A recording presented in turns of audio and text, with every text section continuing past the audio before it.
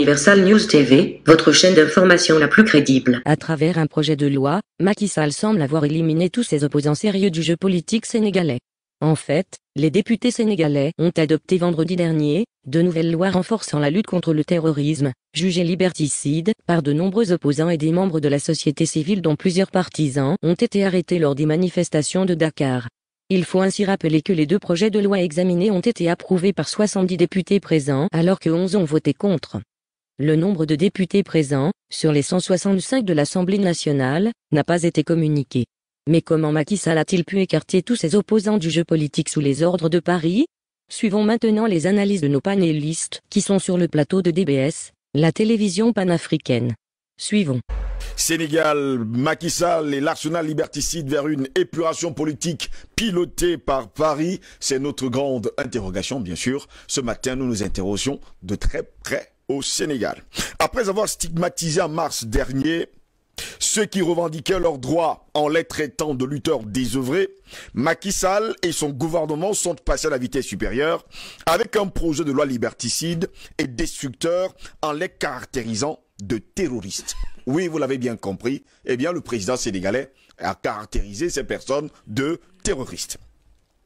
Pour ce faire, il a introduit par le biais de son ministre de la Justice deux projets de loi modifiant le code pénal et le code de procédure pénale à l'Assemblée nationale pour qu'elle les adopte en urgence. Présentés en commission parlementaire le 22 juin dernier, elles ont été votées le 25 juin 2021. 70 députés ont voté pour, 11 ont voté contre, 1 s'est abstenu. Quelle subordination, quelle diligence, nous nous interrogeons. Eh bien, compter sur les députés pour freiner leur plan machiavélique était une perte d'avance, comme avec la funeste loi sur le parrainage qui a influencé les dictateurs de la sous-région à la vitesse d'élection. Elle a été adoptée et appliquée sans merci grâce à une justice aux ordres du pouvoir. La machine judiciaire est d'une vitesse vertigineuse pour arrêter ou juger des opposants, mais d'une lenteur incroyable quand il s'agit de rendre justice aux victimes des événements du mois de mars dernier. Il faut donc sans tarder manifester avec ardeur et détermination pour pousser le gouvernement à retirer cette loi insidieuse. L'article 62 de la Constitution sénégalaise lui donne la possibilité. Eux qui sont si friands de l'histoire de la France savent que Chirac et son premier ministre de l'époque, Dominique de Villepin, ont été obligés de retirer l'article 8 instituant le contrat premier embauche dans la loi sur l'égalité des chances face à la colère, il faut le dire comme ça, de la rue quelques jours après son adoption par l'Assemblée nationale et sa validation par le Conseil constitutionnel en 2006. Rappelons, messieurs, que le seul souverain, selon la Constitution, est le peuple. Le président sénégalais n'est pas le maître, mais plutôt le garant de la Constitution. Il est le serviteur du peuple souverain. Les Burkinabés ont compris cela en 2014. Face à la volonté de Blaise Compaoré de modifier la Constitution pour se maintenir au pouvoir jusqu'à la mort, eh bien le peuple burkinabé avait exprimé sans ambiguïté son désaccord et a exercé sa souveraineté et on sait pertinemment quel était justement le résultat. Le gouvernement de Macky Sall ferait bien de tirer des leçons des échauffourées du mois de mars dernier si cela est à l'origine des lois iniques qu'il vient d'adopter par l'Assemblée nationale et sans oublier le Conseil constitutionnel. Il a vu avec quelle efficience la toile sénégalaise s'est mobilisée pour crier son ras-le-bol à propos de l'arrestation d'Ousmane Sonko, Guy Marius Sagna, Kilifeu, etc. La puissance des réseaux sociaux coordonnait les actions, déjouait les pièges et véhiculait les images de violences physiques que ces nervis infligeaient aux populations. Il a vu la détermination des jeunes qui ont pris la rue et ont attaqué les intérêts français au champ Carrefour Total. La honte du caïman fait la honte du crocodile également, nous dit-on de ce côté-là. Eh bien, Macky Sall ne compte plus sur les voix des Sénégalais. Il est clair, dans son esprit sombre, que les élections en Afrique francophone se gagnent à l'Élysée, mais non pas dans les urnes à Dakar, Diourbel, Thiès, Fouta ou encore la Casamance. C'est pour éviter que les événements de mars ne se reproduisent qu'il a donc introduit cette loi dans les dispositions du code pénal et le code de procédure pénale qui lui permettra désormais de réprimer en toute légalité les manifestations, les manifestants également constitutionnellement autorisés.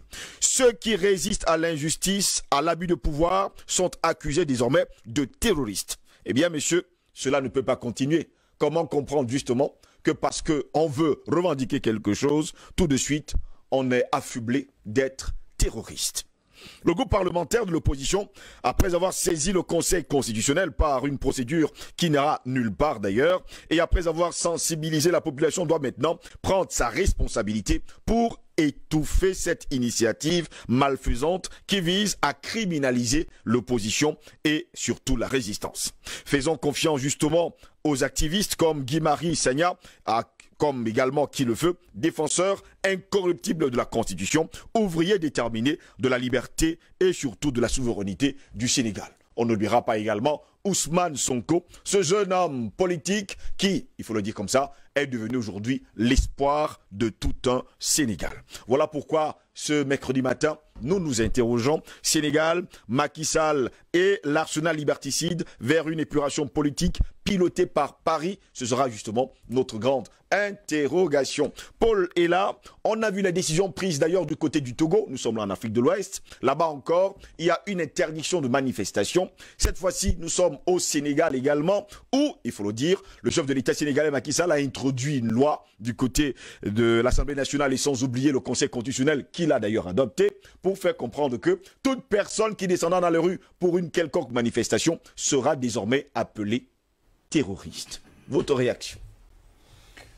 Ma réaction, c'est à l'endroit de tous les chefs d'État africains et à l'endroit des populations africaines. Il se trouve que, il me semble me souvenir que l'intelligence se traduit comme étant la faculté d'adaptation. Et du moment où on fait abstraction d'un certain nombre d'éléments qui imposent une inversion de paradigme, alors c'est qu'il y a un déficit d'intelligence quelque part. Et ce n'est pas injurieux que de le dire, c'est une observation empirique. Voyez-vous, il est absolument inconcevable que nos chefs d'État en Afrique, s'entend, qui tiennent, pour les raisons qu'on s'imagine et que l'on sait, absolument à leur siège, contre vents et marées, oublient de prendre en compte la donne du temps, de l'évolution dans le temps, du changement des paradigmes et de tous les paramètres en fait dont il faut prendre connaissance, en tout cas qu'il faut prendre en compte, qu'il s'impose de façon intelligente justement de prendre en compte pour pouvoir s'adapter au contexte actuel, en fait au contexte dans le sens de l'évolution des choses. Parce que l'Afrique n'est pas statique. L'Afrique n'est pas statique. Les générations des années 60 ou d'avant les indépendances, les pseudo-indépendances, s'entend, ne sont pas les générations d'aujourd'hui. Un certain nombre de choses se passent, un certain nombre de choses se sont passées, un certain nombre de choses vont continuer de se passer. Et la sensibilisation, le travail de conscientisation que nous faisons ici dans le cadre de vos diverses tribunes, et que d'autres, dans le cadre d'autres tribunes et d'autres canaux, mènent en termes de conscientisation, portent de façon certaine ses fruits et les lignes sont en train de bouger. Et il est absolument inconcevable, il est même accablant, affligeant de se rendre compte que des chefs d'État qui sont supposés avoir une maîtrise des événements, en tout cas de l'environnement social, sociétal et politique de leur pays, n'arrivent pas à avoir la lecture qui s'impose et à s'adapter justement à cette lecture. Et Macky Sall s'inscrit exactement dans cette logique.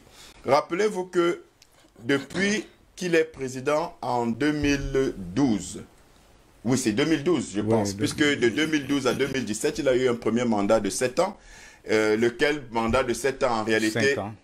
Oui, le premier mandat était de 7 ans, lequel mandat en réalité de 7 ans était la conséquence d'une manipulation de son prédécesseur, d'une manipulation de la constitution de son prédécesseur, Abdoulaye Wade, oui, qui était passé de 7 ans à 5 ans, et qui en voyant qu'il avait gagné les élections en 2000, enfin, il avait gagné l'élection, je sais plus, je crois, en tout cas lors de son deuxième mandat, je crois en 2007, puisqu'il a pris le pouvoir en 2000. Oui. Et en 2007, après qu'il soit passé à 5 ans, il a décidé de changer à nouveau pour revenir à 7 ans. Donc c'est ce qui a fait, on va dire entre guillemets, bénéficier Macky Sall de son premier mandat de 7 ans. Et comment dire, de concéder le fait que c'est son deuxième mandat qui serait de 5 ans. Mais là, on se rend compte qu'il y a quelque chose qui est en train de se passer. Il est en train de refaire, j'allais dire, les mêmes erreurs. En tout cas, pour eux, ce ne sont pas des erreurs. Ils sont convaincus qu'ils sont des très grands stratèges pour maintenir leur siège.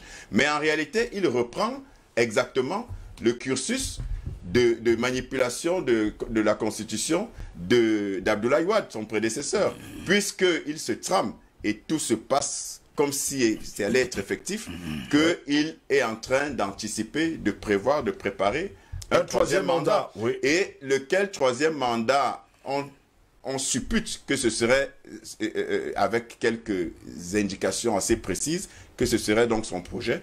On peut comprendre donc que toutes les manœuvres pour continuer de dissuader par tous les moyens de manipulation possibles les velléités de tout autre candidat, notamment à l'endroit d'Ousmane Sonko. On se rappelle qu'en mars dernier, il y a eu des émeutes au Sénégal, avec notamment l'accusation de viol d'Ousmane Sonko et également doublé d'un motif de trouble à l'ordre public.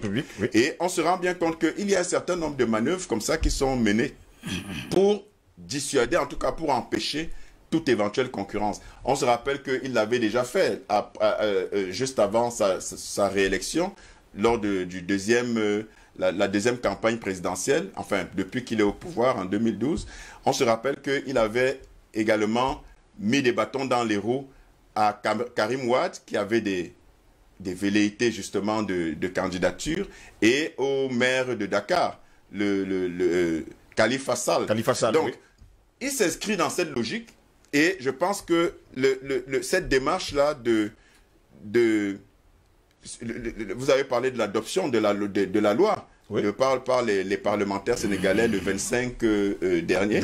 25 juin. Le 25 juin dernier, qui fait qu'on assimile à des actes de terrorisme tout ce qui va dans le sens des manifestations. Or, on sait très bien qu'à l'image de la jeunesse malienne, la jeunesse sénégalaise, en tête de laquelle on a un Ousmane Sonko qui est sorti quand même, il faut le rappeler, troisième de l'élection présidentielle précédente, on voit bien qu'il y a quelque chose qui est en train de se passer au niveau du Sénégal et que ça met en panique le président Macky Sall. On va dire bonjour à la censure, à peine commencé. Allons-y, continue. De toute façon, ils ne nous arrêteront pas. On continue le combat. C'est la preuve d'ailleurs qu'on est dans le vrai. Parce qu'on ne combat pas ce qui n'inquiète pas. Donc, Macky Sall est vraiment dans... Je pense qu'il est fébrile. Il est fébrile et il prépare, à mon sens, quelque chose qui n'est pas de bon augure pour le Sénégal et les Sénégalais. Parce que je parlais de changement de paradigme et d'absence de prise en compte d'un certain nombre d'éléments qui s'inscrivent dans l'évolution de l'environnement politique, social, sociétal en Afrique. Et il n'est juste plus possible que les Africains, les chefs d'État africains, ne prennent pas en compte, quelle que soit leur volonté de s'accaparer du pouvoir, ils sont tenus de se souvenir que ce sont les populations qui, même avec toutes les manigances et les manipulations politiques qu'on peut imaginer, ce sont les populations qui sont les représentants légitimes de tout pays et qui sont supposés donc être celles qui les ont placés où ils sont, et donc ils doivent rendre compte et tenir compte surtout des aspirations de la population. Mais visiblement et malheureusement, ce n'est pas du tout le cas. Alors, l'ombre de la France. Alors, j'ai envie de dire, c'est trivial que l'ombre de la France soit dans toute cette manœuvre, parce qu'on sait très bien que la France est toujours derrière tout ce qui permet de préserver ses intérêts et de maintenir ad vitam aeternam tout pouvoir qui justement garantit son caractère prédateur de façon perpétuelle. Oui. Quand on parle du Sénégal, il faut quand même se rappeler que, et son rapport avec la France, j'ai envie de dire incestueux, il faut quand même se rappeler que le Sénégal est la plus vieille colonie africaine de France. le Sénégal, c'est quand même depuis 1626, autant pour moi, pardon, depuis le XVIIe siècle, depuis la première moitié du XVIIe siècle, que le Sénégal est une colonie française. C'est la plus vieille colonie française d'Afrique. Oui. Et donc, quand vous regardez le cheminement avec l'histoire pendant l'esclavage de l'île de Gorée, qui était un élément essentiel dans le commerce triangulaire, donc dans la traite négrière, et on a eu les Portugais, on a eu les Anglais, on a eu les Français enfin, mais de tout temps, j'ai envie de dire, au moins depuis le XVIIe siècle, au moins depuis le XVe siècle, oui, 15e siècle, parce que on se retrouve là à peu près à 1400, avant 1453, juste avant la période effective de l'esclavage. Vous aviez déjà un certain nombre d'explorateurs, portugais, anglais et français ensuite, qui avaient déjà établi leur base dans la péninsule, dans l'île de Gorée, et qui justement ont continué, ont perpétué, depuis le commerce triangulaire, donc de l'esclavage, ont perpétué cette présence-là et de fait ont toujours considéré que le Sénégal était en réalité un bout de leur territoire, en tout cas un bout de la France. Je vous rappelle également que quand vous prenez le premier président sénégalais depuis les prétendues indépendances, quand vous prenez le premier président sénégalais, Léopold Sédar Senghor, vous savez très bien le parcours historique et politique de Léopold Sédar Senghor. Oui. C'est en réalité... il le réclamait, il le criait. C'est en réalité un Français à la peau noire. Et il a été député en France, je crois à partir de 1945-46, je pense 46, et il a été ministre en France. Je pense qu'on le sait tous. Et donc, vous vous rendez compte que j'ai envie de dire que c'est carrément dans l'ADN du Sénégal que la France, en fait, se retrouve en train de toujours... Sans le maître de toujours. Exactement. Et donc, les manœuvres de Macky Sall, pour moi, ça veut tout simplement dire fébrilité. Ça veut tout simplement dire manipulation avec des intérêts extérieurs, au rang desquels, extérieurs, justement, précisément, se trouve la France. Et c'est triste, c'est dommage, c'est malheureux que les chefs d'État africains, vous avez parlé du Togo également, et on peut en citer d'autres, que les chefs d'État africains refusent de regarder la réalité en face et de considérer enfin leur peuple. Mais en réalité, ce qui se passe, c'est que les peuples africains doivent tout simplement, comme j'aime à le dire, prendre leurs responsabilités et aspirer à l'autodétermination au détriment des velléités d'éternisation au pouvoir des sbires de la France. Pendant ce temps, Albert Anatola, ici, de 2011 à 2012, Macky Sall suscitait un espoir pour tous les Sénégalais. On se rappelle d'ailleurs que là-bas, presque tout, il faut le dire comme ça, toute l'opposition en 2012 avait pris l'initiative de se coaliser derrière ce candidat pour qu'il devienne président, pour bouter hors, il faut le dire comme ça, Abdoulaye Wade. Il suscitait pas mal d'espoir. Aujourd'hui, on a l'impression plutôt que Macky Sall criminalise l'opposition et la résistance pour un troisième mandat. Oui, il suscitait l'espoir du temps qu'il était encore de l'autre côté de la barrière. Et on se rappelle également de Beno Borghiakar, hein, oui. Là-bas un groupement extraordinaire. Mais vous savez, qui l'avait supporté. Vous savez, même au Cameroun, vous avez certains qui vous promettent du temps qu'ils sont de l'autre côté de la barrière. C'est un classique. Voilà, c'est un classique finalement. Voilà, c'est un classique. Écoutez, je voudrais placer notre thématique ce matin dans son contexte. Tout à l'heure, vous avez d'ailleurs indiqué dans votre chapeau. C'est un projet de loi qui intervient dans un contexte d'après émeute de mars 2021, oui. Pendant ces émeutes qui ont fait officiellement 4 morts, mais selon l'opposition un peu plus, et qui ont également eu pour conséquence l'attaque par des émeutiers des enseignes tricolores. Vous avez énuméré quelques-unes tout à l'heure. Je ne peux pas leur faire cette publicité. Justement, c'est une publicité gratuite. Et cette émeute intervenait également dans un contexte de constatation généralisée de l'envahissement du commerce sénégalais par les produits extérieurs. Par les supermarchés. Quand je dis supermarché, c'est-à-dire les produits extérieurs. Les produits extérieurs. C'est-à-dire les produits importés, c'est-à-dire notamment les produits français. Oui. Voilà. Et on s'est rendu justement compte que ces produits français exportés, importés, voilà, ça tuait le commerce. Les Sénégalais, le commerce local. Ça tuait le secteur informel, oui, dans un contexte sanitaire. généralisées que nous savons, ces émeutes intervenaient également dans un contexte de confinement total, avec couvre-feu. Bien évidemment, les gens qui sortent du matin pour rentrer le soir, avant de j'allais dire, de rationner, de donner l'argent de ration à la maison, ça pose quand même problème. C'est d'autant que dans un contexte de crise sanitaire, il n'y avait pas d'accompagnement, il n'y avait pas de mesures d'accompagnement qui pouvaient être supportées ou implémentées par le gouvernement. C'est dans ce contexte qu'interviennent les émeutes de mars 2021, exacerbées par le sentiment anti-français. Ça, il faut le dire. Oui. Ne pas le dire, ne pas le reconnaître, ça veut dire faire preuve de malhonnêteté intellectuelle. Eh bien, et puis, tout à l'heure, nous avons dit que c'était un classique. C'était un classique, c'est-à-dire de manipulation des institutions de la République pour satisfaire des intérêts des individus, bien des groupes d'individus, bien des lobbies.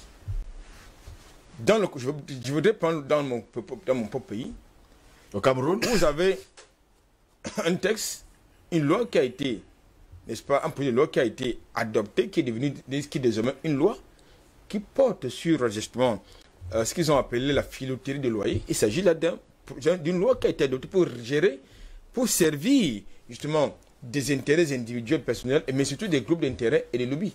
On est là entre copains et coquins. Ouais, ceux qui investissent désormais dans ce que j'appelle l'économie du béton et qui ont quelquefois des récalcitrants qui ne veulent pas payer à temps peut-être leur loyer. Donc il fallait régler cette question. Donc on manipule dans les institutions de la République pour régler cette question. C'est le même classique du côté justement du Sénégal où Macky Sall qui a été ébranlé par les émeutes de 2021 et du fait que les intérêts n'est-ce pas, de la bannière tricolore, je l'ai dit, ces enseignes aient été touchées par cette vague de manifestations. Et bien notamment, comme d'habitude, à son habitude, Paris lui a tapé, comme vous l'imaginez, sur les doigts. Il fallait donc faire quelque chose de fort. Il voulait quand même vous préciser que M. Macky Sall assume entièrement sa posture de choriste de Macron. Donc nous assistons là justement à la macronisation de l'espace politique sénégalais. C'est également une évidence, c'est un fait. Et naturellement donc, on se trouve dans un pays qui était présenté comme une démocratie, en train justement de s'engager dans un projet de macronisation. Nous savons que dans le contexte français, M. Macron a maté, tué des gilets jaunes. Il ne faut donc pas que, et donc ce qui fait que toutes les manifestations du côté de la France sont systématiquement, j'allais dire, étouffées, sont réprimées. C'est la même chose. On tabasse les gilets jaunes, on les tue, on les emprisonne. On joue le même jeu du côté du Sénégal, on les éborne carrément. Oui. C'est eux qui se présentent comme étant les démocrates démocratiseurs. Non, les démocrates universels. Alors, dans le contexte sénégalais, comme je l'ai dit, il faut donc que Macron, justement, envoie un signal fort à M. Macron que je suis votre choriste attitré. Eh bien, dans ce projet de loi portant sur le code de procédure pénale et la loi pénale, ça doit consacrer le fait que désormais, si vous voulez exprimer votre liberté fondamentale qui est garantie par la loi fondamentale, vous êtes désormais considéré comme étant un terroriste. Et si vous êtes dans un groupe de manifestants, vous pouvez être considéré comme étant une association de malfaiteurs. Oui. Et si vous attentez justement à une enseigne tricolore, on va vous accuser de destruction de biens appartenant à autrui. Voilà donc tout justement l'arsenal liberticide est engagé et bien évidemment, ça augure du fait que M. Macky Sall est dans un projet politique. C'est-à-dire, il faut museler, comme ses voisins l'ont fait, toutes les vérités j'avais dit, de contradiction politique. Je voulais quand même vous préciser que l'honorable Ousmane Sonko, c'est un anti-système. Ce n'est pas seulement un opposant. C'est un anti-système. Vous comprendrez donc la virulence, justement, de ces textes qui, paradoxalement, a été adopté. Albert, ici, il faut également souligner, pour mettre de l'eau dans votre vin, que lors des émeutes de mars dernier, on a vu également des militaires français venir au secours des autorités sénégalaises. Mais je vous le dis. Mais attends, en quoi est-ce que Macky Sall est différent de Ouattara?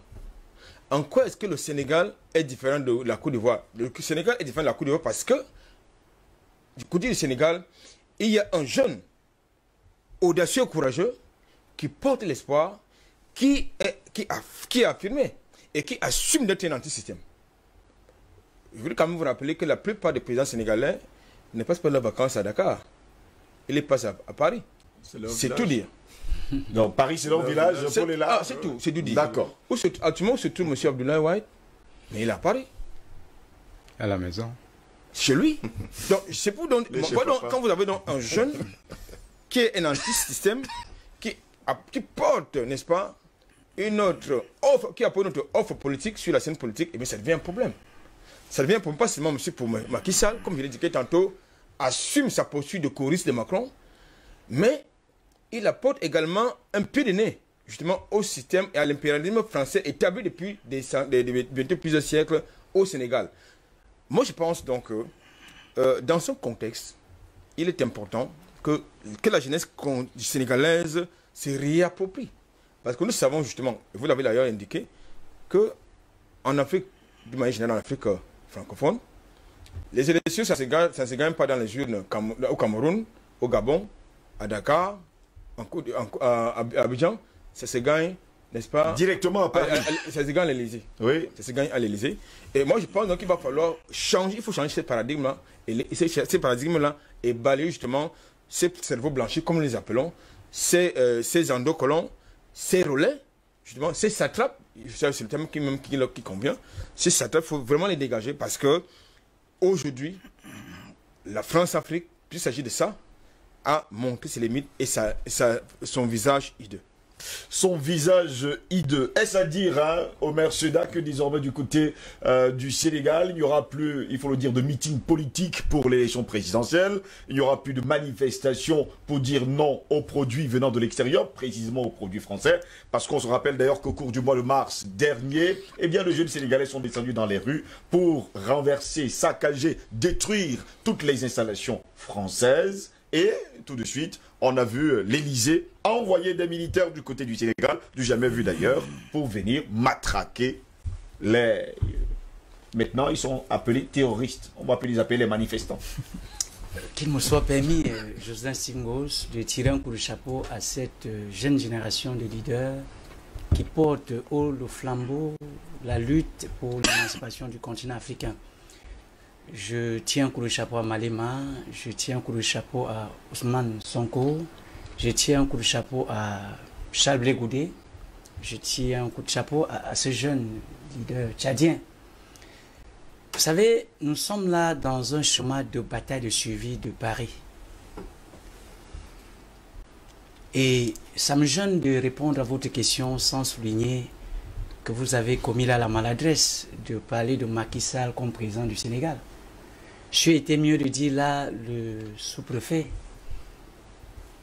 Le sous-préfet De la France au Sénégal. D'accord. Ou alors l'ambassadeur de la France. Ou le gouverneur. Le gouverneur, c'est à la tête de l'État bon. sénégalais. Le gouverneur, c'est bon. Alors, lorsque je l'ai dit, je voudrais que nous tombions d'accord sur un fait. Le travail que vous abattez, ce travail de conscientisation, permet à la génération, ou à la nouvelle génération, les Sénégalais nous disent de vous dire tout de suite qu'on dit le préfet de Dakar. Ah, c'est bien le préfet de Dakar. Bon. C'est le message qu'il nous envoie. Alors là, ces jeunes ont compris que le chômage, la paupérisation,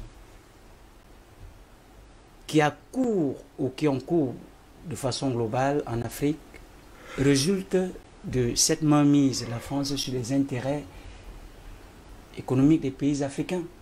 Et les jeunes du Sénégal ont particulièrement compris. À travers cette volonté de mettre fin à ce système inique et cynique, le sous-préfet de Dakar, comme le sous-préfet d'Abidjan, le préfet de Dakar, ils ont compris qu'ils doivent servir leur maître gaulois. Oui. Et servir leur maître gaulois consiste à trouver des stratégies d'épuration politique. Vous avez dans votre introduction fait mention de Khalifa Sall. Vous avez fait mention de Karim Wade. Ousmane Sonko, de Karim Wade, mais c'est simplement dire que l'élève ne suit que les traits de son maître, non? Paris est spécialiste dans l'épuration politique des leaders qui veulent porter un combat rénovant. Oui. Cela étant dit, Macky Sall ne peut que se servir de ce que Macron lui offre comme technique de saupoudrage pour annihiler, je dirais bien annihiler, toute velléité souverainiste au Sénégal. Oui. La preuve, lors des manifestations de mars, ce n'était forcément pas l'armée sénégalaise qui était en branle. Pas du tout. Très bien. Ça veut simplement dire que Macky Sall, il est en mission. Il est là pour un travail à Un choix regretté. Un choix regretté pour le peuple sénégalais.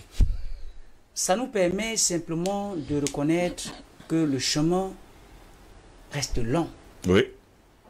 Parce que nous sommes là face à une situation écœurante avec nos prétendus dirigeants, chefs d'État, qui sont là pour un torpillement de la loi fondamentale.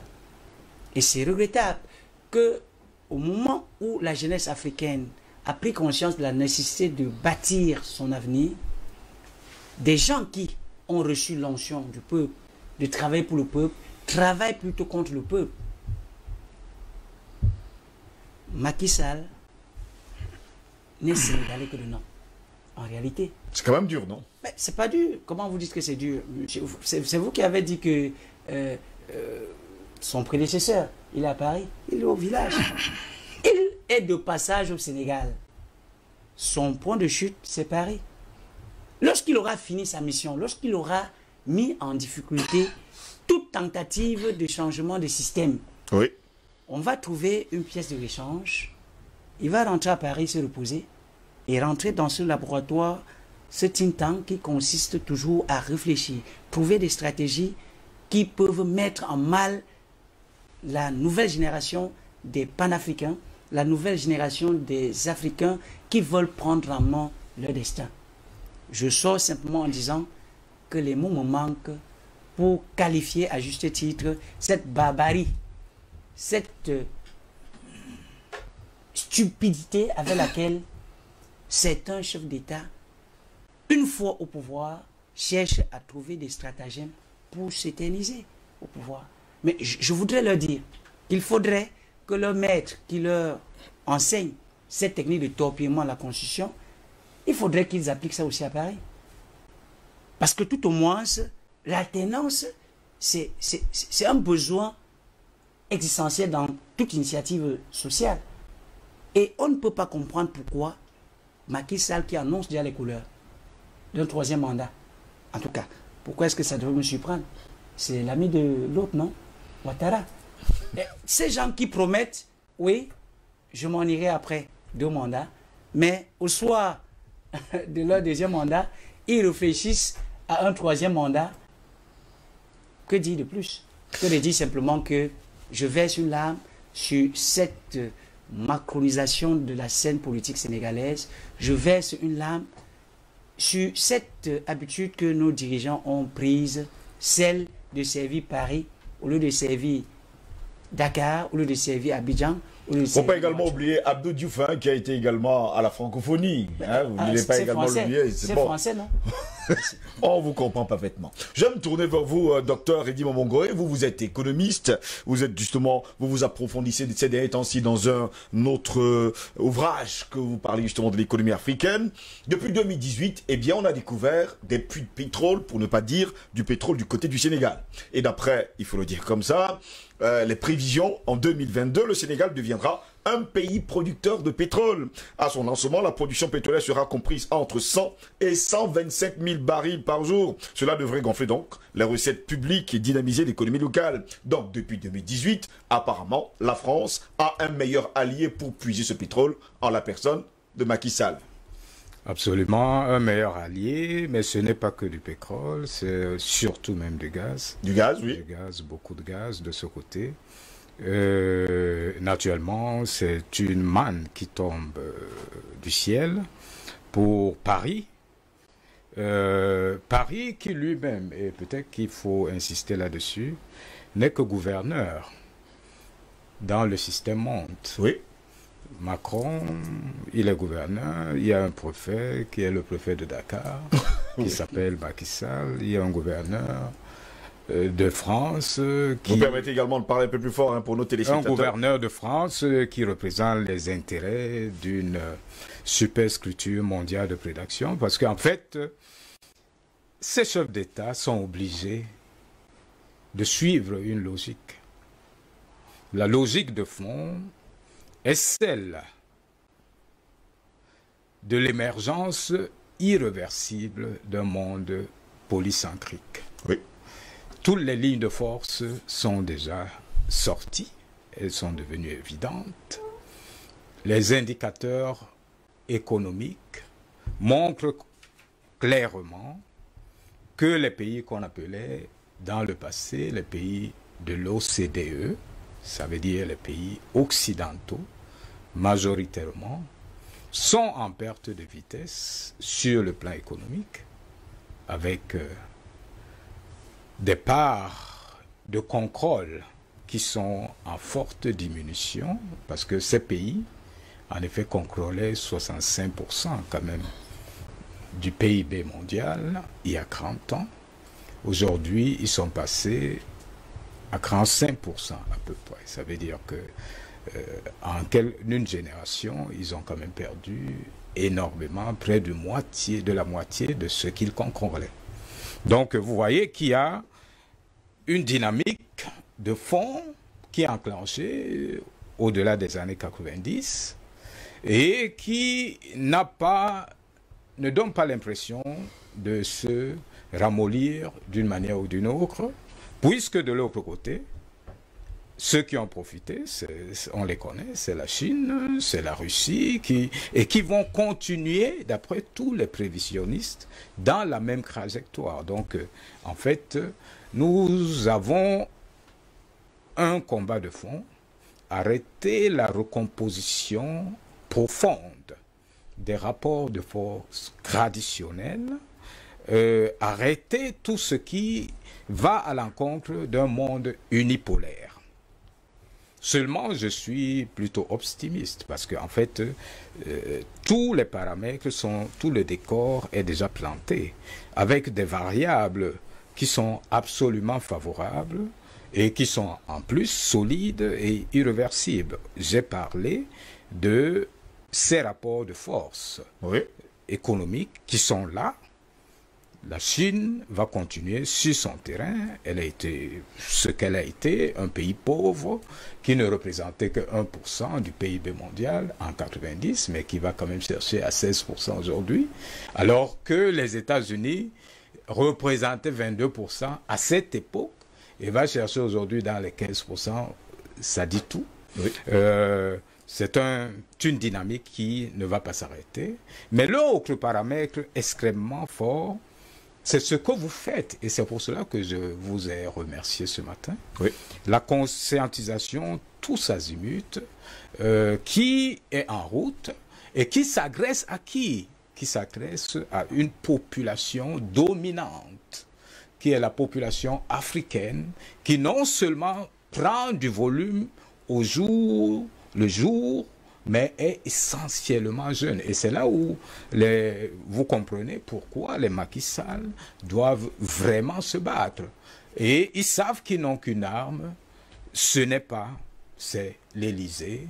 L'arme, c'est Washington, parce qu'en fait, l'arme souveraine, c'est Washington. C'est Washington, oui. Voilà, c'est Washington, avec ses 13 familles qui gèrent et qui sont en train de... Et les 3 cités qui sont là justement pour diriger le monde. Voilà, et qui sont en train de quitter le bateau progressivement, ou tout au moins de perdre leur position dominante. Ils voulaient imposer une seule monnaie, le dollar. Ils n'y parviennent pas. On va vers un monde qui va être géré par un panier de monnaies de toutes sortes. On va vers un monde certainement qui, d'ici 2040, sera polycentrique avec au moins 5 pôles. Et l'un des pôles devrait être forcément l'Afrique. Oui. Ce que ce monde n'a Ne veut pas du jamais tout. accepté, parce que son credo principal, c'est zéro industrialisation pour l'Afrique, parce qu'en fait, l'Afrique a un sous-sol riche. Si elle commence à s'industrialiser, ça crée ce que ça crée ailleurs, des industrialisations, des investissements de toutes sortes. On sait ce que ça va donner, mais heureusement, et là je dis, c'est irréversible. Et le mécanisme, la transformation pourrait être et sera certainement beaucoup plus rapide qu'on imagine. Pourquoi? Parce que la population est essentiellement jeune. Oui. Elle est de plus en plus éduquée. Les réseaux sociaux alimentent à longueur de journée. Vous ne pouvez plus vous imaginer que l'Afrique reste comme elle est en 2025. C'est impossible. C'est-à-dire, c'est pas possible. Voilà. Donc les villes connaissent une transformation importante. Tout le monde est au courant de tout. Donc le seul jeu qui reste aujourd'hui, c'est le bâton. C'est le bâton. C'est ce que fait Macron. C'est ce que fait Macron. Macron, le Washington, gouverneur. sans oublier les 13 familles et sans oublier bien sûr les préfets. Les préfets doivent faire la même chose. S'ils ne font pas ça, mais ils ont signé le contrat. Hein. Avant de devenir préfet, on signe un contrat quelque part. Qu'on va suivre à la lettre ce que fait papa. Papa et le petit frère de papa. Parce que en fait, ce monde, on le sait, il y a quand même ces familles qui gèrent le monde. Je sais que beaucoup de gens ne sont pas très au fait de ce qu'ils ont, mais elles comptabilisent plus de 15 000 milliards de dollars. Ces familles, avec Rothschild qui va chercher dans les 6 000, 7 000 à lui seul, les Rockefeller qui vont dans les 3 000 et les autres, ils sont nombreux, Lehman, Salomon, etc. C'est eux qui gèrent le monde, en ce sens que, pour le moment, tout au moins encore, en ce sens que la Fed, la Federal Reserve, est contrôlée par 12 banques régionales qui leur appartiennent. Ils sont privés.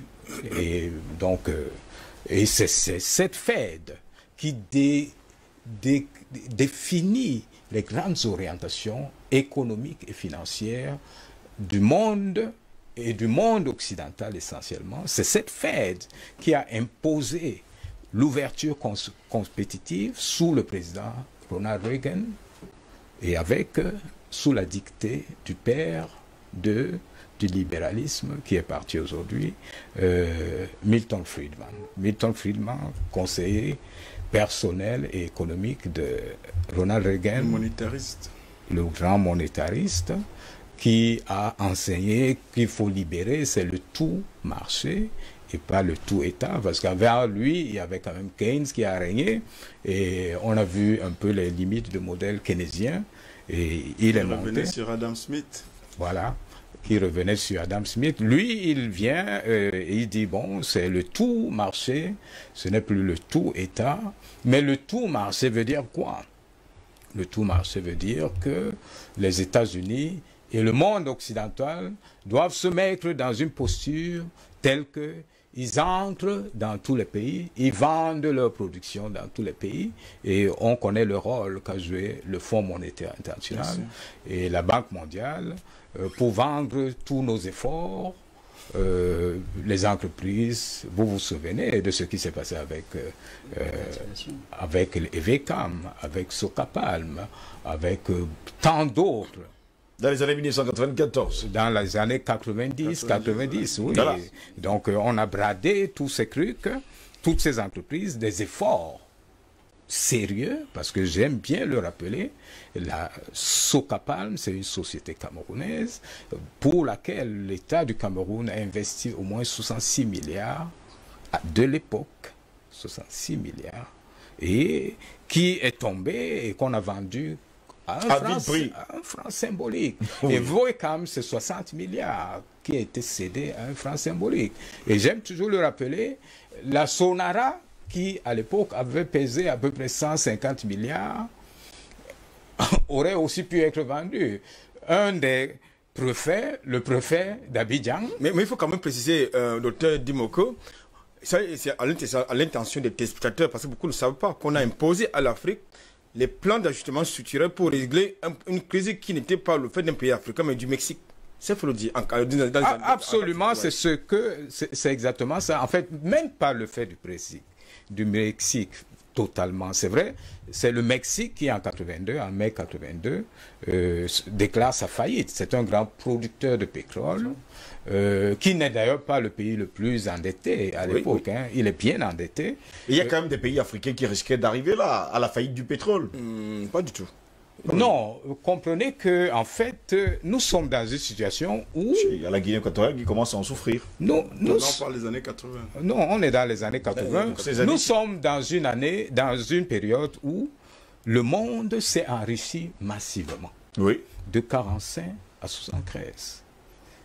Les économistes appellent ça les 30 glorieuses. Les 30 glorieuses. Ça veut dire les 30 années de gloire de la croissance. De vache grasse, en tout cas. De vache grasse, suite à la reconstruction de l'Europe, etc. etc. Donc, on a un taux de croissance en Occident de 5% en moyenne sur 27 ans. C'est beaucoup. Et subitement, quelque chose va se passer. Quelque chose va se passer. Merci. Oui, une guerre. Non, une guerre entre Israël et les pays arabes. La guerre de Yom Kippour. Qui va montrer à la face du monde le jeu trouble des 13 familles. Parce qu'il s'agit toujours des 13 familles. Les 13 familles qui mettent tout en route pour arrêter cette guerre. Ils mettent à la disposition d'Israël tout l'arsenal militaire en 2, 3, 4, 5 jours. La guerre est finie. Les pays arabes, qui sont le vrai réservoir du pétrole, prennent des mesures de représailles. Ils disent, nous ne pouvons pas brader le pétrole, parce qu'il faut le rappeler, à l'époque, on le vend à 2,59, donc $2,50 le baril. Le baril, c'est un fût de 159 litres qu'on vend à $2,50 à l'époque. Et les pays arabes disent non, on ne va pas accepter. C'est une question maintenant personnelle. Nous ne pourrons jamais accepter ça. Et nous allons créer l'OPEP. C'est comme ça qu'on crée l'OPEP dans le but de réduire la production. Et ils réussissent. Ils réussissent. Le cours du baril en l'espace de 6 mois passe de $2,50 à $15. C'est le moment où le Cameroun et 3 autres pays de l'Afrique subsaharienne sont en production, dont le Nigeria, le Gabon et le Petit Congo. Ils vendent. Et 4 années après survient le deuxième choc pétrolier. Donc, suite à la guerre Iran-Irak, et les prix vont monter cette fois-ci de manière doublée à nouveau, s'installer autour de 32, 35 et même $38. Et merci. Et c'est là où ces pays européens et américains qui ont des factures énergétiques désormais énormes refusent de réduire leur train de vie.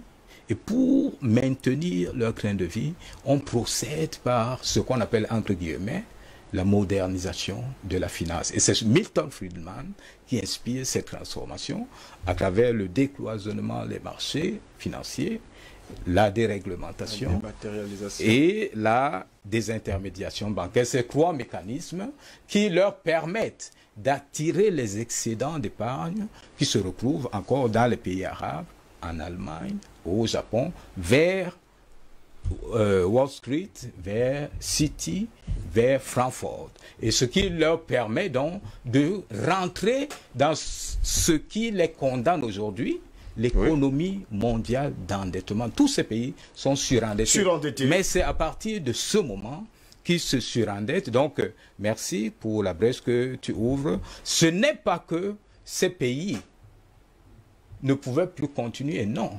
Mais on leur a imposé, puisque en fait l'argent devient rare. On appelle les années 80 la décennie de l'argent rare. Personne n'a suffisamment d'argent. Donc vous qui avez emprunté, vous devez rembourser vos dettes. Et les pays africains, ils étaient nombreux, qui avaient beaucoup plein de dettes. Oui, parce qu'en fait, retenons surtout que dans ces années, les pays arabes ne comptent moins de 25 millions d'habitants. Donc ils ne sont pas capables de consommer ces excédents de pétrodollars et ils le mettent à la disposition des pays africains. Et l'un des pays africains qui va rester le plus longtemps sous ajustement structurel, c'est le Cameroun. Vous comprenez pourquoi? Parce qu'en fait, on n'a même plus prêté de l'argent en tenant compte de l'évolution et de la position des ratios de solvabilité et de liquidité. Merci docteur pour ces ces pays explications. étant arabes et musulmans, et notre chef d'État étant plutôt chrétien. Non, à l'époque, musulmans. Oui. Donc, on a donné trop de crédit. C'est pour cela que nous restons sous ajustement structurel pendant 19 ans, en fait. Parce que l'endettement a été multiplié exactement par 9 entre 1973 et 1983, passant de 431 millions de dollars à 3 milliards,36 millions de dollars en 83, le moment où BIA commence à travailler. C'est pour cela que je dis que BIA n'est même pas au courant. Il ne sait même pas d'où vient la crise. Il ne peut même pas l'endosser, contrairement à ce que les gens disent. Parce qu'en fait, il n'est comptable de rien dans tout cela. Merci. Merci pour ces explications. Tout ça pour dire également que du côté du Sénégal et surtout depuis 2018, eh bien, selon les simulations effectuées, il faut le dire comme ça, en 2019, messieurs, par le ministère de l'économie du côté du Sénégal, une production moyenne au-delà de 100 000 barils par jour entre 2020 et 2035 devrait normalement entraîner un taux de croissance annuel de 9,4% pour 52 milliards de dollars de PIB supplémentaires par an. Perspective qui, selon, bien sûr, il faut le dire comme ça, les données annoncées pourraient faire du Sénégal l'un des meilleurs producteurs de pétrole sur le continent africain. Voilà aussi quelque chose qui pourrait pousser la France à garder Macky Sall sous son aile. Paulela. Absolument, absolument. Alors, le monde, en réalité, c'est un monde de prédation. On est dans une jungle où c'est le plus fort qui tire la plus grosse part. Et quand il y a des projections d'embellie économique comme ça dans un pays, vous savez très bien que la France, en réalité, c'est un vampire. La France et le système français, c'est un vampire. Le vampire se nourrit de quoi? Il se nourrit du sang, mais en fait du sang frais. Oui. C'est-à-dire que là où il y a de la vie, lui qui est en train qui est quasiment mort, en réalité, est en quête permanente de sang frais, donc de vie. Et ça peut paraître macabre, ma description, mais ce caractère macabre-là est une réalité que les populations africaines vivent au quotidien. Oui. Allez demander dans tous les pays africains, notamment ceux qui dépendent de la zone franc CFA, quel est le niveau de pauvreté là-bas, quel est le taux d'endettement, quelles sont les préoccupations, quelle est la difficulté d'accès même aux éléments vitaux les plus élémentaires. Allez voir les conditions de logement, allez voir les conditions d'alimentation, allez voir les conditions de travail.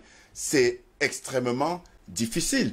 Et en réalité, cette difficulté qui se trouve être le fait quotidien des populations africaines n'est pas une difficulté qui sort d'une autre planète. C'est tout simplement le fait de relations iniques des pays africains par le truchement des valets de l'Occident que ces pays africains entretiennent justement avec l'Occident et notamment avec la France. Comme j'aime souvent à le dire, et Dr Dimola a fait allusion à cela tout à l'heure, en réalité, la France est une illusion de puissance.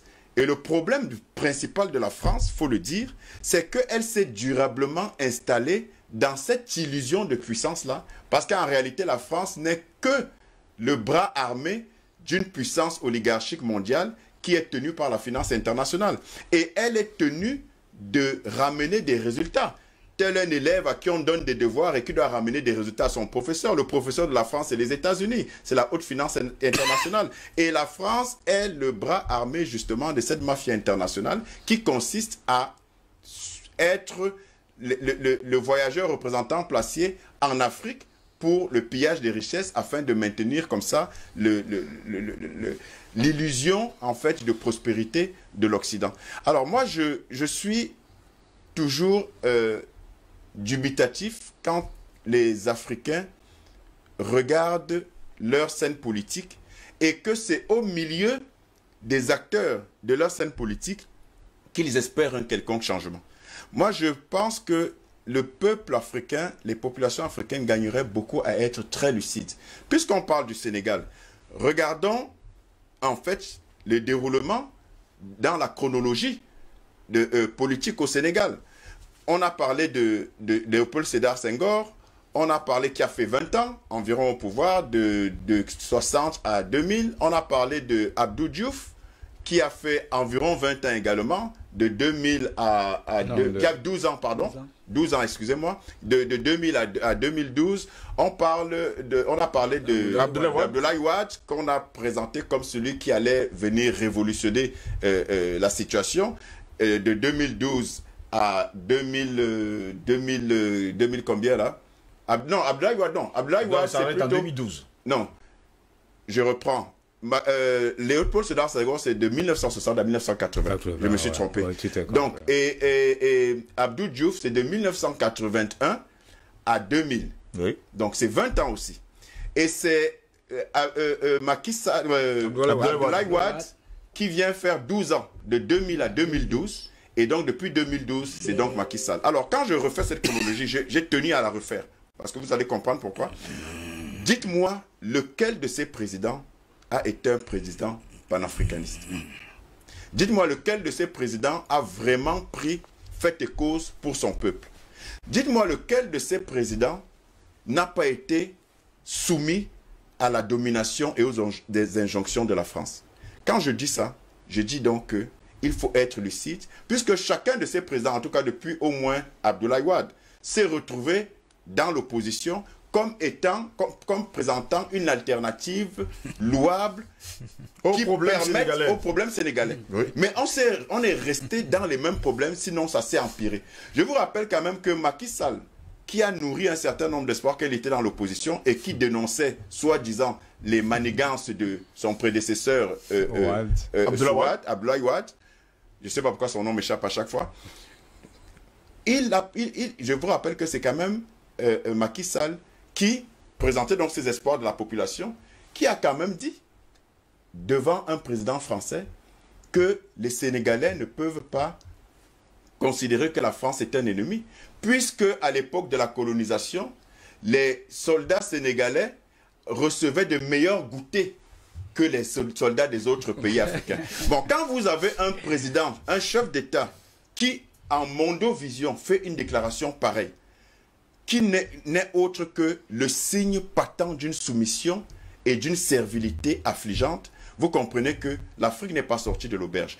Alors, aux populations d'être lucides, je reviens là-dessus, j'insiste toujours là-dessus. Quand vous avez des opposants qui s'agitent, qui crient à changer, au changement, et qui disent à quel point ils sont épris, ils ont un amour indéfectible pour leur peuple et qui sont prêts à mourir pour ce peuple-là, en réalité, ils ne jurent que par leur siège et par le pouvoir qu'ils convoitent. Et Triple A a dit un mot sur lequel je veux rebondir. Un indice pour les populations africaines. Parce que beaucoup de gens nous demandent souvent, mais comment donc faire? On va voter qui? Je rappelle déjà que vous l'avez dit tout à l'heure. En réalité, le jeu démocratique et la démocratie représentative est en réalité un leurre. Puisqu'on sait très bien, et vous avez parlé de l'Afrique, ce n'est pas le fait de l'Afrique. Pas du tout. C'est un leurre, c'est une mascarade énorme. Bon, mais maintenant, qu'est-ce qu'il faut faire? Maintenant que c'est le système dominant, le système politique dominant, qu'on nous a imposé depuis au moins le discours de la Baule en 94. En 90, pardon. Qu'est-ce qu'il faut faire? Il faut au moins réduire au maximum, réduire considérablement les risques, en veillant à ce que, c'est là où je reprends la terminologie de Triple A, en veillant à ce que on ne se contente pas des discours et des postures des opposants, mais qu'on s'assure qu'on a affaire à des gens qui sont anti-système. C'est très important. Anti-système. Pourquoi? Parce qu'en réalité, ce contre quoi nous combattons, c'est un système mondial. C'est un système de prévaricateurs, c'est un système de bandits qui en réalité... Monsieur, plus que 22 minutes pour en sortir. Font du peuple en réalité les victimes de tous leurs désidérata machiavéliques. Alors, la solution que ce soit au Sénégal, que ce soit au Togo, que ce soit au Cameroun, que ce soit dans n'importe quel pays, c'est de ne pas se dire que le seul fait du discours d'un opposant est salutaire. Il faut rechercher en ce discours-là ou en cette personne qu'on veut présenter comme le sauveur ou cette personne qui vient changer la donne, il faut rechercher en fait des éléments d'anti-système. C'est contre le système qu'on doit s'inscrire, c'est pas contre des individus. Parce que, et je termine Steve, parce que voyez-vous, le jeu de chaises entre opposants et présidents, mais en réalité c'est une mascarade qui ne fait que flouer le peuple. Et vous savez très bien que la France, pour ne parler que d'elle, infeste l'opposition et prépare justement, même dans l'opposition, ses pions pour que même en cas d'alternance, ses intérêts soient toujours préservés. Donc il faut et faire c'est très toujours comme attention. ça que ça se joue un peu partout dans le monde. Albert Anatola ici, il ne faut pas également oublier que Macky Sall est le grand défenseur et le grand prêcheur du nouvel ordre mondial, Il a d'ailleurs déclaré que les Sénégalais se dirigent inexorablement, il faut le dire comme ça, vers cet état de fait et surtout cet état de choses. On ne peut pas également oublier Albert Anatola ici, on se posait d'ailleurs la question sur notre thème, se dirige-t-on vers une épuration politique pilotée par Paris? Écoutez, je voudrais quand même, avant de répondre à votre question, m'indigner du fait que le président sénégalais mobilise un tel arsenal de répressifs, oui, alors que les Sénégalais ne se sont pas attaqués aux institutions de la République sénégalaise. Voilà. C'est-à-dire, les Sénégalais ne se sont pas attaqués aux symboles de la République. Les Sénégalais se sont attaqués aux symboles qu'ils considèrent comme faisant partie du système mondial. Oui. Mais je voudrais quand même qu'on m'explique pour quelles raisons on peut durcir l'arsenal liberticide à ce point, museler son peuple. Je voudrais reprendre un peu à mon compte les éléments de langage, notamment pour le monsieur Macky Sall qui estime que les tirailleurs sénégalais étaient très... Ils avaient les meilleures mains, les meilleurs biscuits, tout ce que vous voulez. Mais il fait exprès de ne pas convoquer le massacre de Tiaroy. Voilà. Tu vois, c'est pas sur le territoire sénégalais. Oui. Le massacre de Tiaroy, il n'y avait pas que des Sénégalais, il n'y avait pas que d'autres Africains, il y avait les citoyens sénégalais. Absolument. Mais pourquoi est-ce qu'il fait exprès d'éluder cette part de l'histoire qu'il a convoquée? Pourtant, je viens de vous parler ça veut simplement dire, là je réponds à votre question. Du nouvel mondial. Là, ça veut donc dire que je réponds à votre question. Oui. Ça dit tout à l'heure, j'ai parlé non seulement de la macronisation de la scène politique, j'ai également parlé du fait qu'il soit le choriste de l'autre. Et là, ça pose un problème. Ça pose un problème au niveau des casting politiques. Moi, je ne peux pas faire mien les argumentaires, les déclarations politiciennes des opposants lorsqu'ils sont de l'autre côté de la barrière, parce qu'il n'y a que, n'est-ce pas, comment on appelle ça, il n'y a que les naïfs qui croient aux promesses des hommes politiques. Moi, je ne crois jamais aux promesses des hommes politiques. Parce que la preuve, c'est que la plupart, ils vont chercher leur mandat présidentiel du côté de Paris, de Washington, du côté de Bruxelles, du côté du Royaume-Uni. Pourquoi? Parce qu'ils ne sont pas des anti-systèmes. Dans le contexte politique sénégalais, nous avons précisément des acteurs politiques, les vrais, qui sont des anti-systèmes. Nous avons des acteurs sénégalais, politiques sénégalais, qui sont véritablement des anti-systèmes. Et ce sont ceux-là, justement, qui sont combattus. Il n'y en a pas beaucoup au niveau de l'espace francophone d'Afrique. Mais au Sénégal, il y en a. Il s'appelle Ousmane Sonko. Nous avons des jeunes qui le suivent, qui croient en lui. Parce que lui n'est pas... Si lui-même ne sera pas... Non, sauf si il change de veste. Pour l'instant, on peut encore... Sauf s'il change de veste. Sauf s'il change de veste. Mais si il était quand même un fervent opposant, il faut le dire. Fervent opposant, l'un des meilleurs d'ailleurs sur le continent africain, on sait ce qu'il est devenu. Non, il n'est pas un anti-système. Il n'a jamais été anti-système. Non, il n'a jamais été anti-système. On sait quand même ce qu'il est devenu. Monsieur Ousmane Sonko, il assume d'être un anti-système. La preuve, c'est que il dit aux Sénégalais, ce sont les produits sénégalais d'abord, et exclusivement les produits sénégalais. Quand vous le dites, ça veut dire que vous êtes en train de créer vous voulez créer le désordre de l'autre côté de l'Atlantique. Excuse-moi, et il a dit également à l'attention des Français qui se plaignent de l'immigration, oui, mais qu'il est logique, et j'ai beaucoup aimé, qu'il est logique que les Africains suivent leurs produits. Absolument. Qui sont pillés. Qui sont pillés ici. Ça veut tout dire. Non, ça veut dire que nous sommes Non, nous avons affaire à un acteur politique.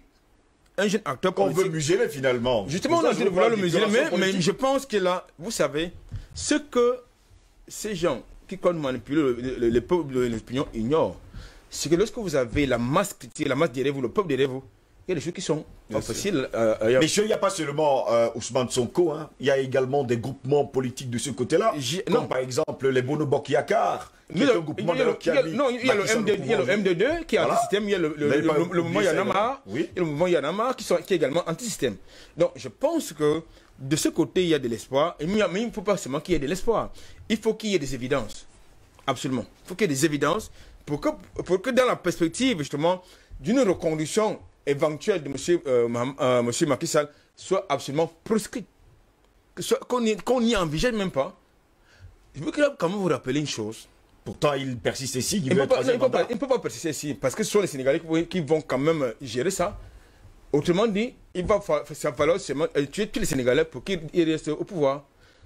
C'est quand même scandaleux qu'un président qui a le mandat de son peuple et qui a la responsabilité de servir son peuple pour le faire choisir dans le cadre d'un contrat commercial et économique un groupe étranger dans le cadre d'un contrat minier et pétrolier. Il choisit un postulant qui occupait carrément la dernière place sur la liste au détriment d'une entreprise sénégalaise qui était plus disante. Oui. Mais ce qu'il y a valu, justement, la démission de son ministre de l'énergie. C'est également un signal fort. Et je pense que les Sénégalais, comme la plupart des Africains, n'ont pas la mémoire courte. Et je pense que ça, ce sont des symboles qui vont peser dans la balance. C'est vrai que c'est Paris qui désigne qui va gérer ces comptoirs commerciaux économiques sur le continent africain. Mais je dis, il y a une rupture. Cette rupture est évidente. C'est une évidence. C'est une rupture absolument évidente. Consommer. Non, absolument. Et ça, même s'il faudra, comme j'ai l'habitude de le dire, utiliser la manière forte, même s'il faut utiliser les outils qu'ils utilisent, c'est évident. Mais ce qui est quand même, alors ça c'est quoi? C'est que lorsque vous avez quelqu'un, un président élu, soi-disant élu par son peuple, qui navigue à contre-courant au profit des intérêts de la femme, parce que moi j'ai suivi, j'ai encore en esprit certains éléments de langage de son discours lorsqu'il a assisté au fameux sommet des économies africaines qui a été organisé par M. Macron. Mais attendez un peu. Mais nous avons quand même un problème. Terminons, Albert. Je termine en disant que dans le contexte actuel, oui, il faut que l'Afrique soit le continent des Africains et que les intérêts des Africains soient sauvegardés et protégés par eux.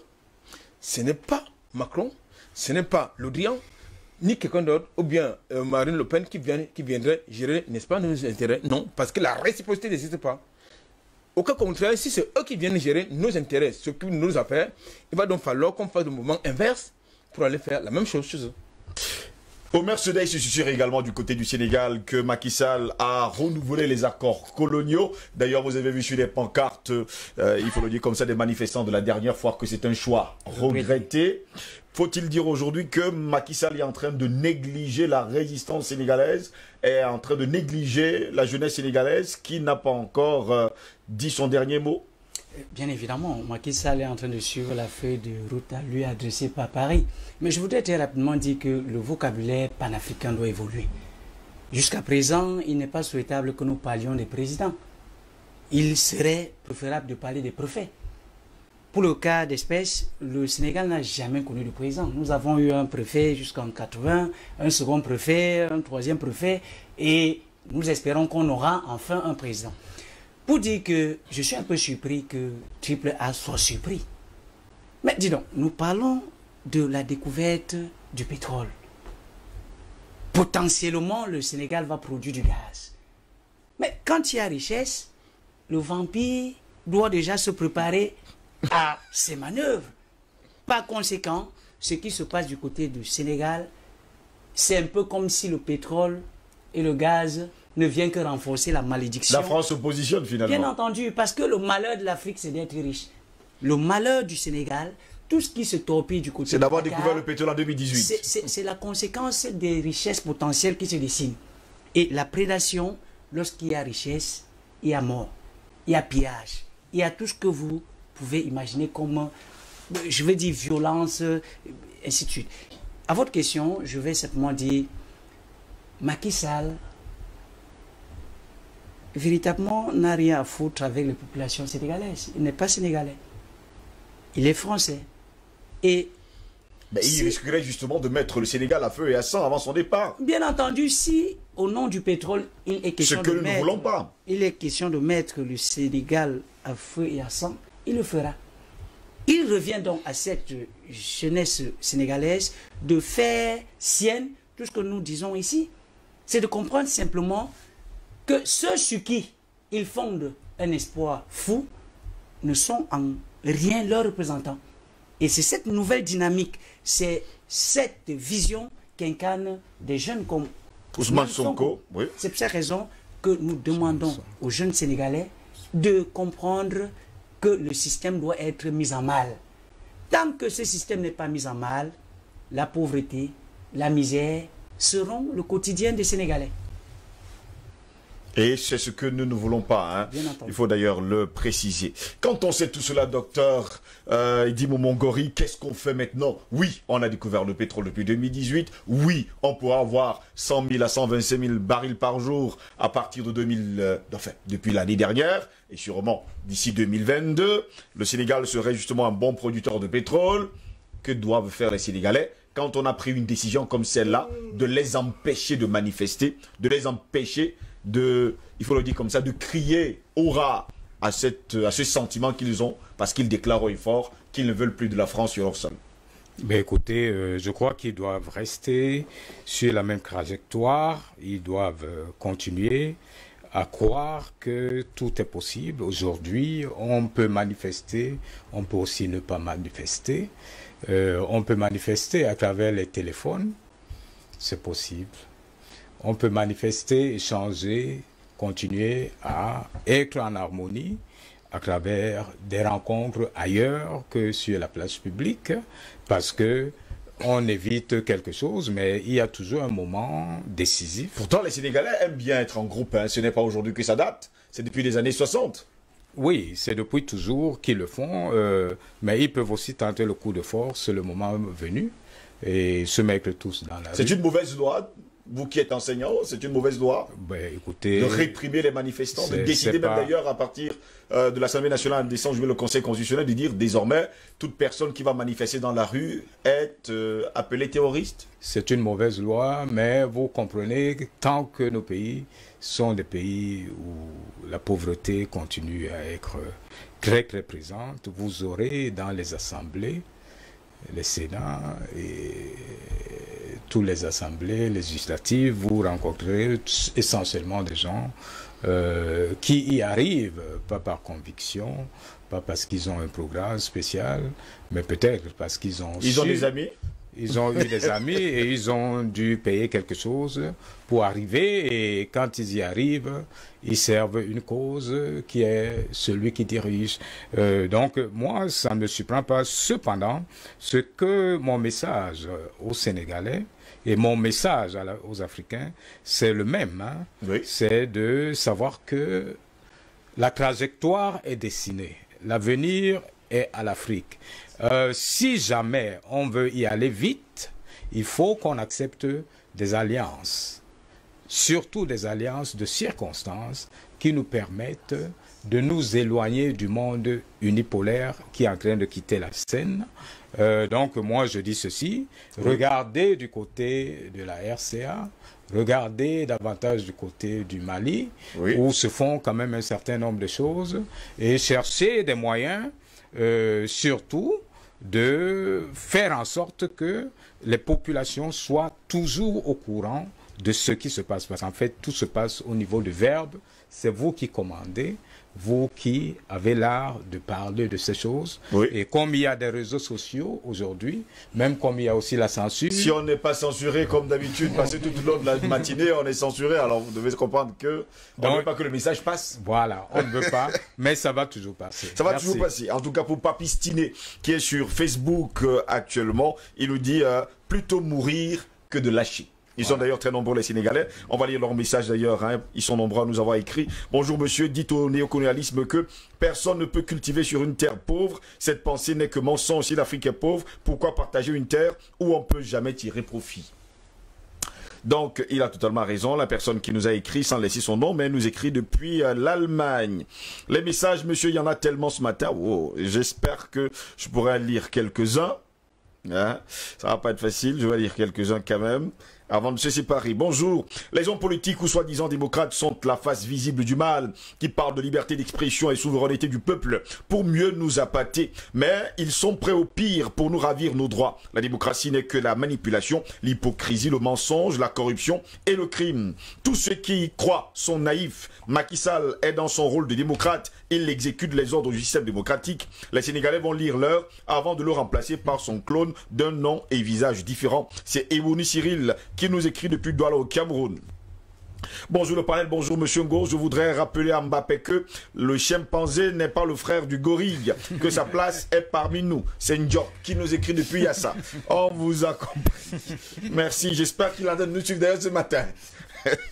Bonjour Monsieur Ngos, bonjour DBS. Qu'est-ce qui vous surprend si Macky Sall n'est qu'un sous-préfet de Macron? Il ne fait qu'obéir les désirs de son maître. Quel malheur nous a rencontrés. Au Togo ici c'est pire. Pas de liberté d'expression. Les opposants, les journalistes, les étudiants, même le corps d'enseignants n'a pas le droit à une quelconque réunion. Oh mon pays. Mais un peuple debout arrive à bout d'un dictateur. Fort Gnassingbé fait honte à la tête du Togo. Où est l'opposant panafricain Tikpi Achadam, où jusqu'ici est toujours en exil. Je regrette fort d'être togolais. C'est monsieur Larry depuis Mango au Togo qui nous a écrit également ce... Il doit lutter, pas regretter. Il doit lutter. Vous devez lutter en tout cas monsieur Marie depuis Mango au Togo. Bonjour Dibier, ce matin il y a tout le panel. Je suis sans réaction pour problème de santé, mais en vous suivant tous les matins, excusez-moi d'être hors sujet parce que je ne puis me retenir. La mort, comme vous l'avez si bien dit, a tellement procédé et infesté tout le continent. Inconcevable que le député David Manfo demande que le vaccin de Corona puisse être injecté dans toutes les eaux. Ça c'est grave quand même, hein.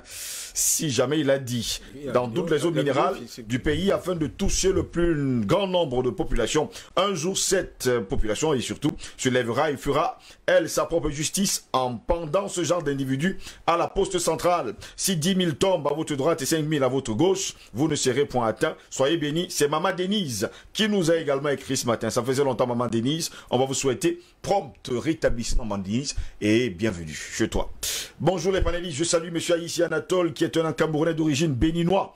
Bon, le thème ce matin dévoile le complot contre l'Afrique. J'avais dit que le problème de l'Afrique, ce sont les Africains eux-mêmes. Vous avez la preuve, président sénégalais, pasteur Zahane du Bénin. Bon, apparemment ici vous êtes, c'est béninois. C'est l'Afrique. C'est l'Afrique. Bon. Au moins, vous l'acceptez avec beaucoup de... Bon, il n'y a pas besoin de revenir là-dessus.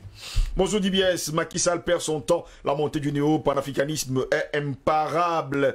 Les jeunes africains ont compris que le panafricanisme est le seul concept de leur libération totale. Et ce panafricanisme a pour obstacle les impérialistes et leurs nègres de maison. Macky Sall est la seconde calamité de l'Afrique après Ouattara. C'est un fait. Ils subiront la fureur de la jeunesse africaine. C'est pour bientôt, vivement, une chaîne radio DBS. Pour les prochains jours, c'est Stéphane Sullivan Nana qui nous écrit depuis Bruxelles en Belgique. On espère bien sûr qu'il y aura une chaîne de radio. C'est en cours de téléchargement, comme on dit au quartier.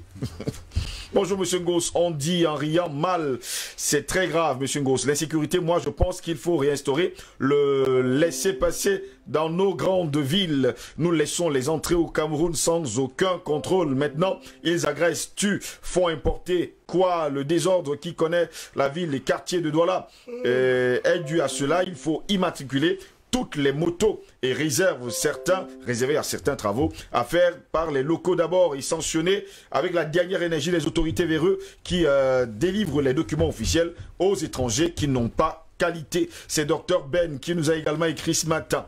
Encore un ou deux messages, hein, messieurs. On va se séparer parce que plus que 3 minutes. Là, bonjour à vous également. Une personne nous envoie une photo. Merci également à vous. Bonjour le plateau du débat ainsi qu'à ce riche panel qui fait la fierté de la jeunesse et surtout de la jeune génération que nous sommes. Quoi d'étonnant dans cet état du président Macky Sall. Il fait partie de ces endocolons aux ordres de la France coloniale et ses alliés. Et tous les moyens sont bons à utiliser pour se maintenir au pouvoir, y compris liquider tout le peuple sénégalais qui vous a même dit qu'il est africain comme bon nombre, qu'on a sur le continent. Ces anti-panafricanistes trouveront sur leur chemin, nous qui nous battons pour nous défaire des chaînes de l'impérialisme sous toutes ses formes. Ces sous-préfets aux ordres bientôt vont lire l'heure que leur impose le panafricanisme. Vive le panafricanisme, vive l'Afrique libre, abat la France coloniale et ses alliés, au diable les endocolons. C'est Bekada qui nous écrit depuis la capitale du Cameroun, Yaoundé ce matin. Bonjour à tous, l'excès de toute nuit. La France a trop bouffé illicitement en Afrique. La suite est que la France vomira et ces pays africains qui décident de rester avec la France avaleront les vomissures de la France. À eux le choix, car l'espoir est avec nous. C'est Souradiou depuis Parakou qui nous a également écrit depuis le Bénin ce matin. Eux, ils ont copié le Togo, Monsieur Ngos. Bon, écoutez ceci. J'espère que je vais l'écouter plus tard. Bonjour Monsieur Ngos, à votre équipe et à vos invités fiers panafricanistes. Surtout, ne me parlez pas de respect en ce qui concerne Macky Sall, car Macky est sale, Macky Sall est fourbe, Macky Sall est faux, Macky Sall est un traître, Macky Sall est un esclavagiste, Macky Sall est un imbécile qui n'apprend pas de ses erreurs et lui, comme ceux qui le conseillent, dans l'ombre ne se doute pas de ce qui les attend. Je suis content de voir que vous n'avez pas mis devant son prénom Monsieur le Président, car il ne l'est pas non plus. Oh non, c'est dur quand même. Il est un sous-préfet de Paris, mais tout simplement un nigo, un lâche. Non, je ne vais pas continuer à lire ça, messieurs. C'est Bandapa qui nous a... Ah d'accord, je comprends pourquoi il a dit. Il était du côté du Sénégal ces jours-ci. On peut vous comprendre, Bandapa, David Mendy, mais c'est un chef d'État. On ne peut pas prendre l'initiative de le faire comme ça. Bonjour DBS, bonjour le plateau. Jusqu'alors, les gens ne comprennent pas que les lois de la nature, c'est que tout naît, grandit et meurt. Refuser de se plier à cette loi, c'est faire partie du clan du diable. Et vous connaissez la fin du diable. Regardez le cas de la Côte d'Ivoire. Gbagbo est devenu plus populaire. Merci. Que Dieu vous protège. C'est Esso qui nous écrit depuis le Togo. Bon, Esso, Haïti, ça sonne quand même du Togo. On vous comprend pourquoi. Ils ont dit que vous êtes du Togo et surtout du Bénin. Non, du Bénin. Du Bénin. Bon. Omer Seda, je vous dis merci d'avoir été là ce matin. Merci, permettez-moi simplement de passer un petit message à ce frère, Kylian Mbappé, en disant simplement, si manquer un penalty peut vous arracher ou peut t'arracher, cher frère, ta nationalité française, chez nous, les Bantous, les fils des tirailleurs, des immigrés, des aboyeurs, manquer un penalty ne permet pas de traiter quelqu'un de paria. On ne va pas également oublier que certains... On a brûlé leur maison. Hein. Ben, c'est à cause d'un pénalty raté. C'est différent. C'est différent. Faut pas également oublier ce détail. Ou bien il vaut mieux souffrir chez soi. Chez soi. Merci. Je vous ai compris. Docteur Eddie Omongoy, merci d'avoir été là ce matin. Merci. Je salue tout le monde. Merci. Albert Matula ici, 3A, Triple A, merci d'avoir été là ce matin. Écoutez, à votre parti, je voudrais... avec votre permission, indiquer qu'il faut qu'on change de paradigme. Parce que nous sommes dans un système de gouvernement des dirigeants et non du système de gouvernement des peuples. Lorsqu'on va changer de paradigme en l'emmenant sur le terrain du gouvernement des peuples, je pense que le peuple va véritablement reprendre ses droits, ses libertés, c'est-à-dire son pouvoir. Tant qu'on va demeurer dans ce paradigme-là, ça va être très compliqué. Dans tous les cas, il ne faut pas baisser les bras, il faut continuer la lutte pour justement conquérir nos libertés fondamentales. Paul est là, merci d'avoir été là ce matin. Merci Steve et merci à tous ceux qui nous ont regardés. Avec ta permission Steve, il y a quelqu'un qui demandait hier à me contacter par rapport à un projet. J'ai perdu le bout de papier, donc je voudrais juste donner le numéro de téléphone si vous voulez me contacter par rapport à éventuellement des montages de projets financiers. Parce qu'il ne faut pas que j'oublie. Je vous ai donné le bout de papier hier, d'ailleurs. Oui, justement, c'est pour ça que je dis que je l'ai perdu. Donc, je préfère donner... Bon, là, maintenant, revenir sur les messages qui sont là. Non, je dis que je préfère donner le numéro. Ah, d'accord, là, voilà, donc je téléphone. C'est plus simple. Comme ça, eux, ils pourront m'écrire, ou celui-là, et ceux qui sont intéressés. par des projets. Donc 699, 84, 98, 98, 699, 84, 98, 98, plus 237 pour ceux qui sont à l'étranger. Et donc, par WhatsApp et par écrit, c'est mieux. Les appels, c'est un peu compliqué.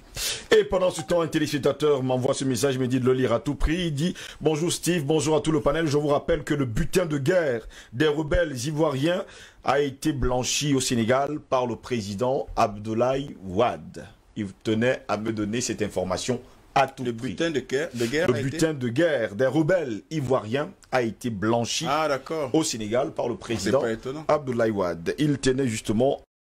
Je vous dis merci. L'opposant Ousmane Sonko avait qualifié jeudi soir les nouveaux textes de liberticides. Mais selon le gouvernement, les nouveaux textes modifient le code pénal et le code de procédure pénale pour renforcer la lutte contre le terrorisme. Ici, Christine Muriel, pour Universal News TV. Merci de suivre Universal News TV sur YouTube. Nous vous rassurons que les informations que nous diffusons au quotidien sont suffisamment crédibles. Alors, n'hésitez pas à liker la vidéo si elle vous plaît, et si vous êtes nouveau sur la chaîne. N'oubliez pas de vous abonner et d'activer la cloche de notification pour ne pas rater nos prochaines vidéos.